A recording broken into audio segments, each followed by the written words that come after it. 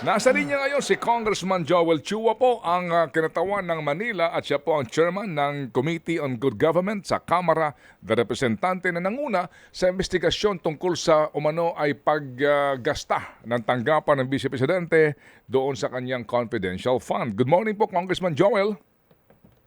Hi, good morning po, Manong Ted, at sa lahat po ng inyong tagapakinig. Opo, may mga nangungumusta po dun ho sa inyong ginawa pong pagdinig sa confidential fund ni VP Sara ng inyong komite. Tapos na ho ba ang hearing na ito? Ano ho ba kayo? Ano na po kayo? Closing Hindi pa po ito hearing? hindi pa po ito nako-conclude. Supposedly 2 weeks ago magse-set po sana ako tungkol po dito, but yung mga members po natin ay nag-request baka po pwede po ang unahin muna yung sa PhilHealth. Medyo interesado po sila doon po sa nangyari sa PhilHealth. Kaya yun po muna yung prioritize namin. So supposedly today magse-set po ulit ako kasi nagiging problema po namin, naghihilaan po kami ng mga members ng ibang mga committee dahil naghahanapan kami lahat ng quorum. Until kagabi naghahanap pa rin po ako ng quorum. Ngayon naman po yung mga privilege speech ng ibang mga congressman ay ilang araw na rin po akong kinukulit at yung po muna inan namin. In any event, ito naman po ay hindi pa namin kinukonclude at humihingi po ako ng pahintulot sa House leadership na even after matapos po or suspend ang ating session, baka po pwede po ako makasingit. Opo, so nangangahulugan nga po na wala pang wrap-up hearing ito at hindi pa ho kayo makakabuo ng committee report kundi nga ito inyo sasarhan, di po ba? So ngayon po hanggang Wednesday na lang po ang inyong session bago ho kayo mag-election break and then June na ang balik ninyo. Ano sa kutubo ninyo? Magkakaroon ba kayo ng pagkakataon? Ako po'y humihingi po ng pahintulot sa Committee on Rules. Mamaya po kasi ang isa po sa i-deliberate po namin dito ay yung kay Congressman Manix Dalipe pagdating po sa kuryente doon po sa lugar po nila. At siya po ay kinakausap ko po na sana po mabigyan po ako ng pahintulot na makapag-conduct pa ng committee hearing kahit po suspended po o suspended na ang session. Opo, but you will have to have you must have a quorum. Otherwise, baka may sumipot dyan na hindi kaalyado ng kabilang banda, agad kayong questionin sa quorum.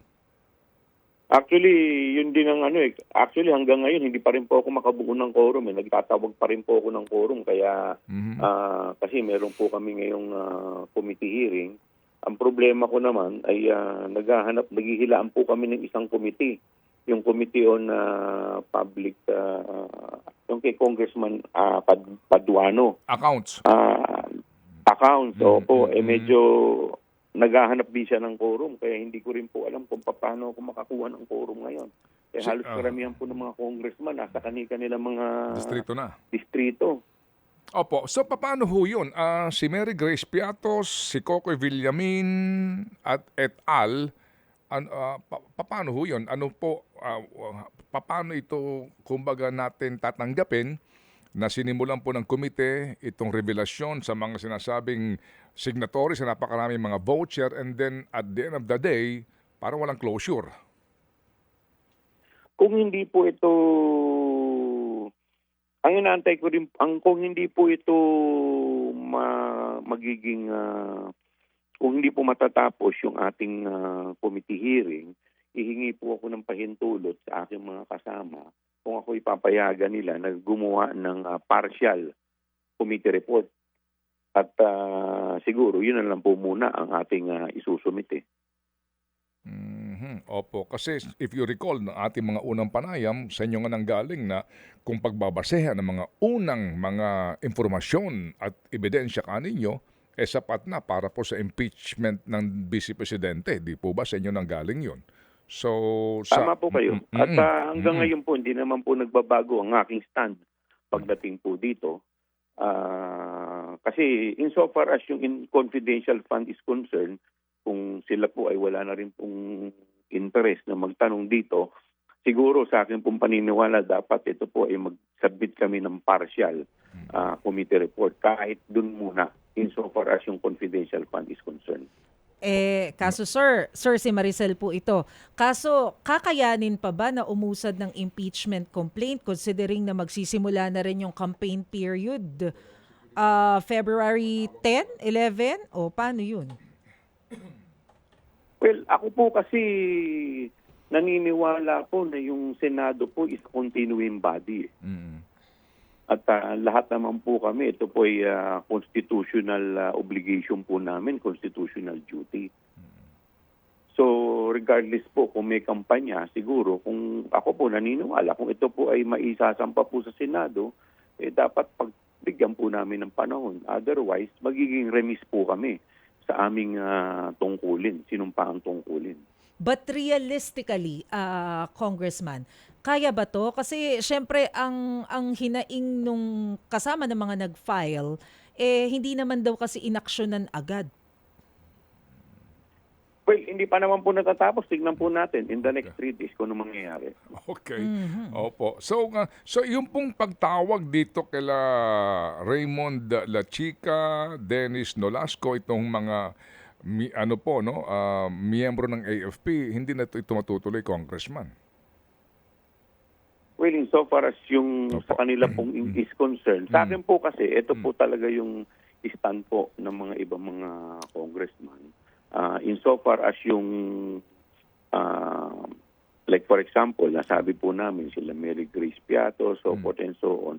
Ito po yung na-establish na. Okay. At sa amin naman po, ang trabaho po namin ay makapag-come up ng mga batas in aid of legislation. At ito po ay nagawa na rin po namin, nakapagpasa na po kami ng 2. Now, pagdating po dito sa investigasyon po sa ito po ay mangyayari po yan once yung impeachment po ay tumuloy. Now, 2 po kasi ang proseso niyan. It's either isampa po ito sa Committee on Justice, which sa tingin ko po medyo mahihirapan na, or idiretso po ito sa Senado by 1/3 votes, yung articles of impeachment. So in either of the events, doon po mas ite-trace out po ito dahil yun po sa palagay po ng ating mga kasama ang mas proper venue para ito po yung mausisa ng mas malalim. Opo. So ito nga po yung sinasabing 4th impeachment complaint ni Sec. Jen, ano pa ang balita nyo dyan, Congressman? Total naman tayo na nag-uusap dito, wala naman nakikinig sa atin. Opo, anong balita? Actually, wala pa po akong idea pagdating po dyan. Hindi naman po ako parte ng mga kung ano man pong usapan nila dyan. Tayo, ito, ginagawa lang po natin trabaho natin dito. Tapos busy rin po tayo sa ating mga distrito. Lahat naman po kami ngayon, may palaban. So medyo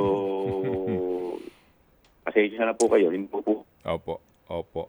Naunawaan po natin kasi nga Narinig ko lamang po yan sa media.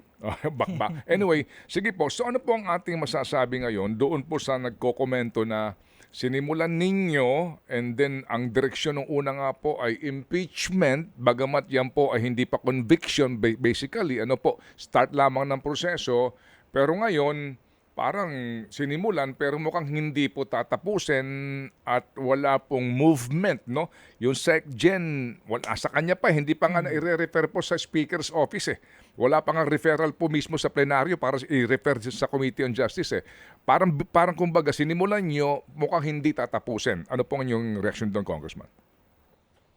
Well, ako po kasi in so far as the impeachment is concerned, yan po ay na-file na. May mga nag-file na po dyan. Kung maalala ko po, 3 na po yata nag-file dyan.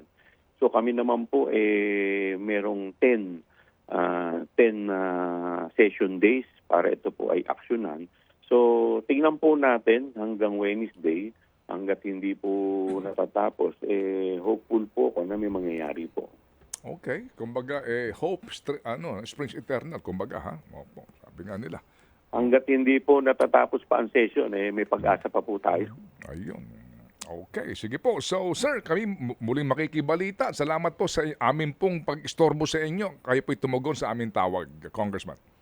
Ay hindi po kayo istorbo at obligasyon po namin na ipaalam po sa ating mga kababayan kung ano po nangyayari. Amen. Maraming salamat din po sa inyo. Salamat. Mabuhay po, Congressman. Congressman Joel Chua ng lungsod ng Maynila.